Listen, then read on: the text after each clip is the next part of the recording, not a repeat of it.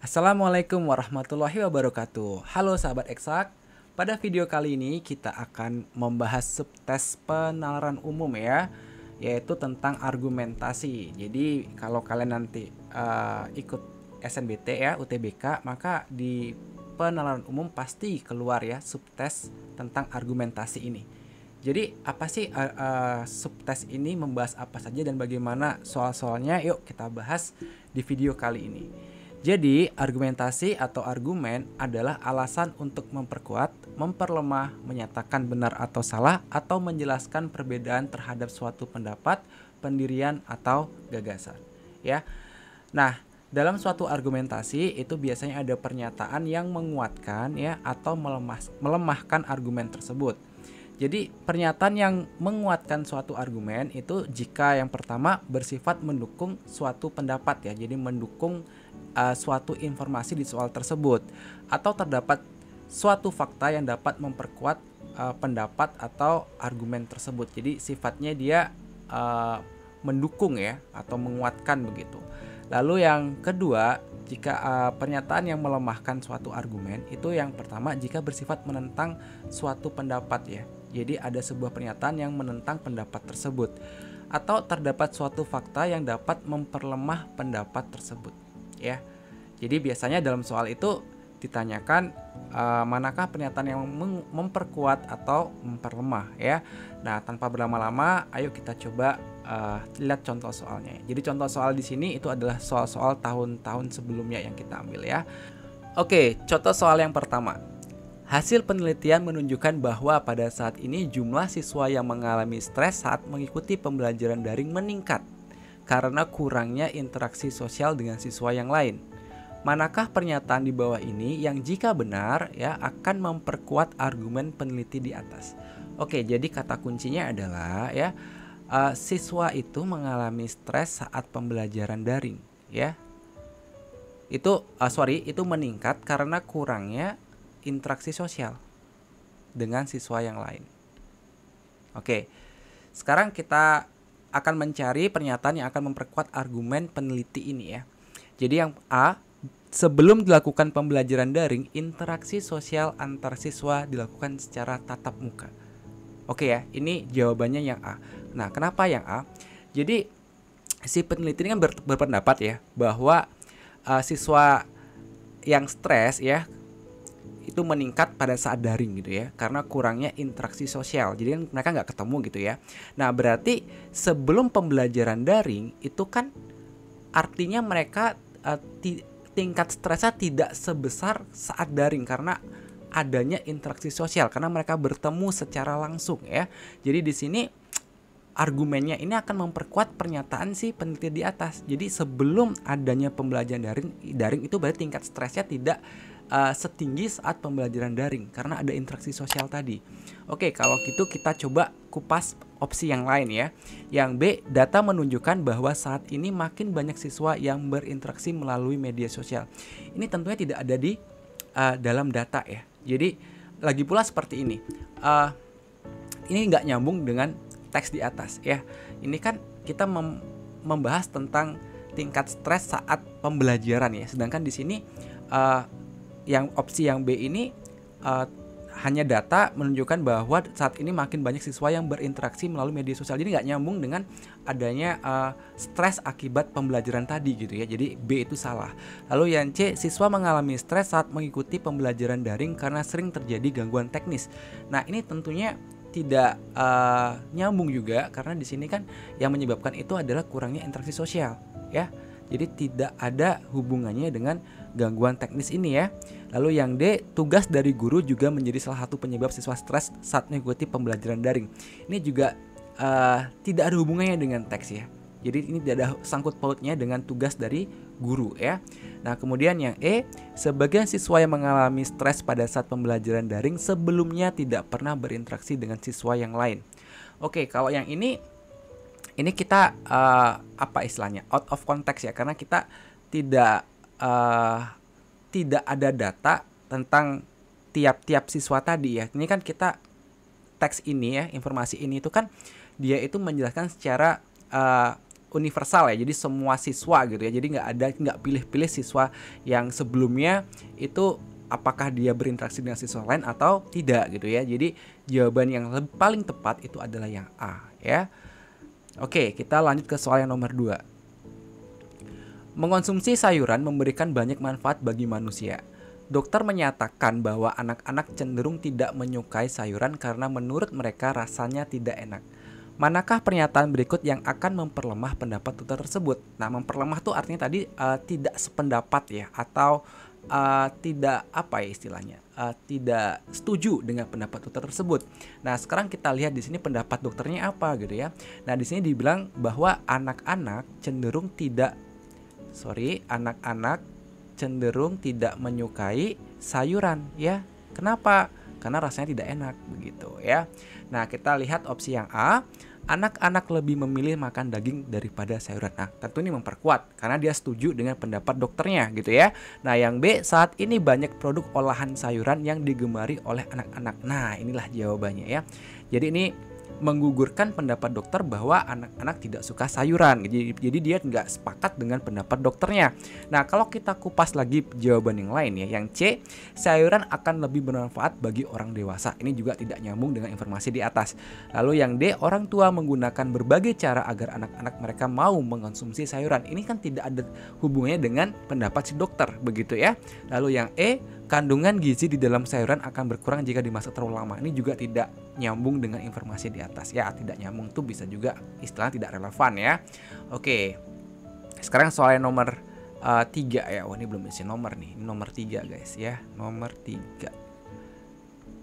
Nah, ini ya, ini biasanya tipe soal begini nih banyak sekali yang bingung ya, karena nanti di soal aslinya itu kalian akan mencentang mana jawaban yang menurut kalian benar ya, di sini atau di sini gitu ya. Nah, sekarang soalnya begini. Pemanfaatan teknologi energi terbarukan yang ramah lingkungan makin meningkat saat ini. Ahli teknologi menyebutkan bahwa saat ini teknologi listrik panel surya banyak digunakan oleh konsumen rumah tangga. Jadi, pendapatnya si ahli ini adalah teknologi listrik panel surya banyak digunakan ya oleh konsumen rumah tangga. Manakah pernyataan berikut yang akan memperlemah dan tidak memperlemah pendapat ahli teknologi tersebut? Nah, konteks dari tidak memperlemah di sini ya, itu sama aja dengan memperkuat ya. Jadi kalau kalian bingung ya, kalian boleh buat ini sebagai memperkuat ya. Nah, jadi sini kita buat memperkuat. Jadi tadi ingat ya bedanya ya, kalau memperlemah itu tidak sependapat ya, atau ada fakta yang melemahkan ya dari pendapat si narasumbernya. Kalau memperkuat berarti setuju ya dengan pendapat si narasumbernya begitu. Nah, sekarang pernyataan yang pertama, masyarakat dapat melakukan penghematan ketika menggunakan listrik panel surya ya. Nah, ini tentunya tidak memperlemah atau memperkuat dari pendapat ahli teknologi ya. Kenapa? Ya karena kalau begitu kan tentunya banyak masyarakat menggunakan kalau memang lebih hemat gitu ya. Jadi pasti banyak masyarakat yang menggunakan gitu ya. Kemudian yang berikutnya, teknologi energi terbarukan sudah dapat dinikmati oleh negara yang memiliki kepadatan penduduk tinggi. Nah, berarti kalau begitu nih juga memperkuat atau tidak memperlemah ya. Karena kalau di negara yang memiliki kepadatan penduduk yang tinggi itu sudah dapat dinikmati, artinya banyak masyarakat yang menggunakan teknologi energi yang terbarukan begitu ya. Kemudian yang ketiga, teknologi listrik panel surya tidak banyak digunakan dalam aktivitas rumah tangga karena harganya mahal. Nah, ini tentunya memperlemah karena tidak sependapat dengan pendapat si ahli teknologi yang bilang banyak digunakan oleh konsumen rumah tangga ya. Lalu yang keempat, pemerintah memberikan insentif bagi rumah tangga yang memanfaatkan energi terbarukan. Nah, ini sepertinya tidak ada hubungannya ya. Jadi kan tadi kalau kita baca lagi ya, si ahli ini bilang bahwa teknologi listrik panel surya banyak digunakan oleh konsumen rumah tangga. Jadi tidak ada informasi yang menyatakan campur tangan pemerintah di sini ya. Jadi di sini karena tidak ada hubungannya, maka kita pilih yang tidak memperlemah ya, tidak memperlemah. Kemudian yang kelima, wilayah yang penduduknya menggunakan teknologi listrik panel surya memiliki udara yang lebih sejuk.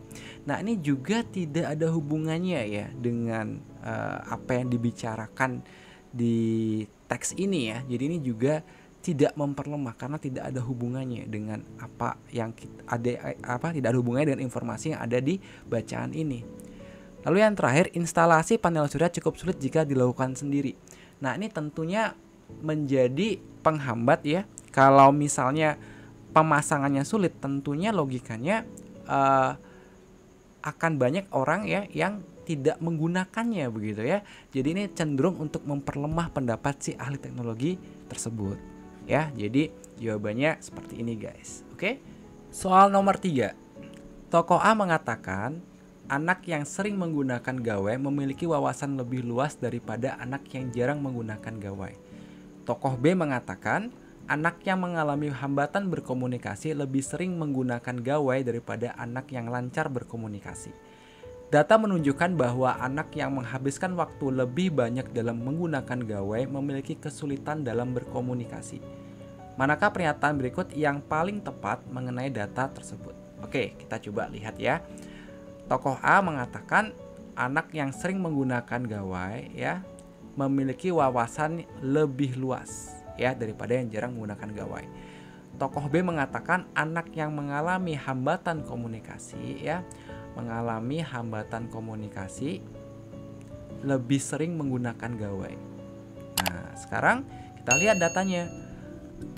Anak yang menghabiskan waktu lebih banyak dalam menggunakan gawai memiliki kesulitan dalam berkomunikasi. Ya, ini sudah sangat jelas ya bahwa ini data ini sependapat dengan tokoh B gitu ya, bahwa anak yang mengalami hambatan berkomunikasi lebih sering menggunakan gawai. Jadi karena dia sama dengan pendapat tokoh B, maka jawabannya adalah memperkuat pernyataan tokoh B ya. Jadi jawabannya adalah yang B, begitu ya. Oke, sekarang kita lanjutkan ke tipe soal berikutnya ya. Jadi di tipe soal berikutnya itu kita disuruh untuk memilih kualitas pernyataan terhadap suatu fakta ya. Di sini opsi yang tersedia nanti itu biasanya adalah pernyataannya benar atau pasti benar, pernyataan yang paling mungkin benar, pernyataan yang mungkin benar, pernyataan yang salah atau pasti salah, pernyataan yang paling mungkin salah, dan pernyataan yang mungkin salah begitu ya. Lalu untuk poin 3 dan 4 di sini ya. 3 itu adalah pernyataan yang mungkin benar, dan 4 pernyataan yang ini salah ya. Jadi ini pernyataan 3 dan 6 maksudnya guys ya. 3 dan 6 memiliki konteks yang sama ya. Jadi mungkin salah dan mungkin benar itu memiliki konteks yang sama ya. Jadi biasanya nggak mungkin dua-duanya ada di opsi begitu ya. Nah, lalu tips untuk mengerjakan soal ini adalah baca secara cepat teks pada soal lalu cek pilihan ganda. Kegunaan membaca secara cepat di awal adalah untuk mengetahui posisi kalimat dalam teks terhadap pernyataan di pilihan ganda. Selain itu terdapat suatu pernyataan yang dapat menjelaskan perbedaan dari dua buah kondisi. Dalam hal ini kita harus dapat mencari faktor pembeda yang menyebabkan perbedaan di kedua kondisi tersebut.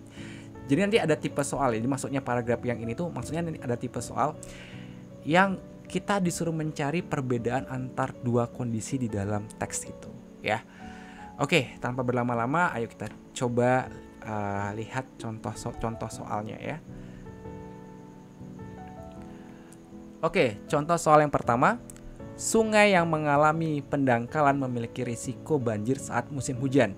Upaya mengurangi pendangkalan dapat dilakukan dengan pengerukan secara berkala. Risiko banjir saat musim hujan berkurang ketika pendangkalan pada sungai dapat dicegah. Berdasarkan informasi tersebut, manakah pernyataan berikut yang pasti benar? Oke, yang pasti benar. Kita cek opsinya. Yang A, pengerukan sungai secara berkala merupakan cara yang paling efektif untuk mencegah banjir saat musim hujan. Nah, ini kurang tepat ya. Kenapa? Karena di soal itu atau di bacaan ini tidak ada dibilang bahwa pengerukan itu adalah cara yang paling efektif ya. Jadi tidak ada di sini guys ya. Tapi salah satu cara ya. Begitu.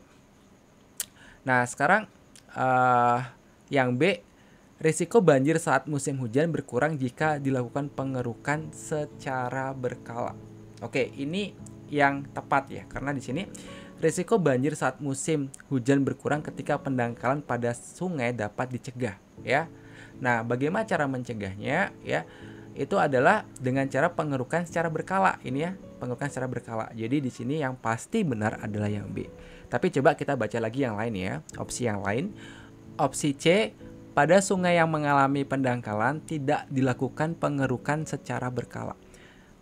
Ini kurang tepat ya. Kenapa begitu? Karena untuk upaya mengurai pendangkalan itu dapat dilakukan dengan pengerukan secara berkala. Jadi ini salah satu upaya ya. Karena dibilang dapat dilakukan, jadi bukan satu-satunya upaya begitu ya. Jadi tidak bisa kita menjawab yang C karena ini seolah-olah satu-satunya cara untuk mengurangi pendangkalan pada sungai itu adalah dengan melakukan pengerukan secara berkala, begitu ya. Lalu opsi yang D, pada sungai yang mengalami banjir saat musim hujan tidak dilakukan pengerukan secara berkala. Ya. Jadi di sini juga belum tentu ya jawabannya adalah yang D. Kenapa begitu? Karena lagi sekali bahwa di sini pengerukan secara berkala ini adalah salah satu upaya ya. Jadi kita nggak bisa menjustifikasi bahwa kalau ada banjir itu pasti tidak dilakukan pengerukan secara berkala, begitu ya. Lalu yang E, banjir pada saat musim hujan tidak terjadi lagi pada sungai yang dilakukan pengerukan secara berkala. Nah, lagi sekali ini juga bukan jawabannya. Kenapa? Karena ini kan mengurangi resiko ya. Jadi resiko banjir saat musim hujan berkurang, jadi mengurangi resiko. Jadi bukan berarti bahwa kalau kita sudah melakukan pengerukan itu pasti tidak banjir gitu ya. Jadi yang ini juga kurang tepat guys ya. Sehingga jawaban yang tepat adalah yang B tadi. Oke. Soal nomor 2. Pestisida alami sering digunakan karena harganya terjangkau dan lebih ramah lingkungan. Namun, daya kerja pestisida alami lebih lambat dan penyimpanannya tidak dapat dilakukan dalam jangka waktu yang panjang. Pembuatan pestisida alami membutuhkan waktu yang agak panjang sehingga kurang praktis. Ahli teknologi pertanian perlu menemukan cara agar pestisida alami dapat diproduksi dalam waktu singkat dan dapat disimpan dalam jangka panjang.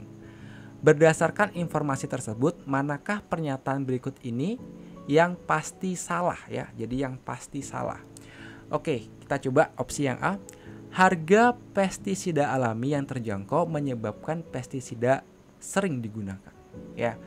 Jadi ini benar ya, karena di kalimat pertama pestisida alami sering digunakan karena harganya terjangkau dan lebih ramah lingkungan. Jadi ini benar ya. Kita mencari yang salah kan di sini. Lalu yang B, ahli teknologi memproduksi pestisida alami yang memiliki daya kerja lebih cepat. Oke, ini jawabannya yang B ya. Kenapa yang B? Nah, kan di sini di kalimat terakhir ya, ahli teknologi pertanian perlu menemukan berarti kan dia belum menemukan, ya kan? Jadi sedangkan di sini dibilang memproduksi, ya. Kalau memproduksi berarti kan dia sudah menemukan, ya kan? Sehingga ini pasti salah. Tapi kita cek dulu ya jawaban yang lain. Yang C, ahli pertanian memiliki kemampuan dalam menghasilkan pestisida alami yang tahan lama. Ya, nah ini benar ya. Ini benar ya. Oke, yang D, pestisida alami membutuhkan waktu lebih lama untuk membasmi hama. Nah, ini juga benar ya, karena kan daya kerja pestisida alami lebih lambat. Jadi dia waktunya lebih lama ya untuk membasmi hama. Yang E, meskipun ramah lingkungan, daya kerja pestisida alami tergolong lambat. Ya, ini juga sama saja dengan opsi D ya. Jadi itu juga benar. Sehingga jawaban yang pasti salah itu adalah yang B. Oke. Soal nomor 3. Kulit ketiak merupakan bagian tubuh yang banyak mengandung bakteri daripada bagian tubuh yang lain. Makin banyak bakteri terdapat pada tubuh seseorang, makin besar resiko seseorang memiliki bau badan yang tidak sedap. Berdasarkan informasi di atas, manakah pernyataan sebab akibat berikut yang paling mungkin benar ya? Pernyataan sebab akibat. Oke, kalau kita baca lagi di sini ya, apa sebabnya? Nah, apa sebabnya?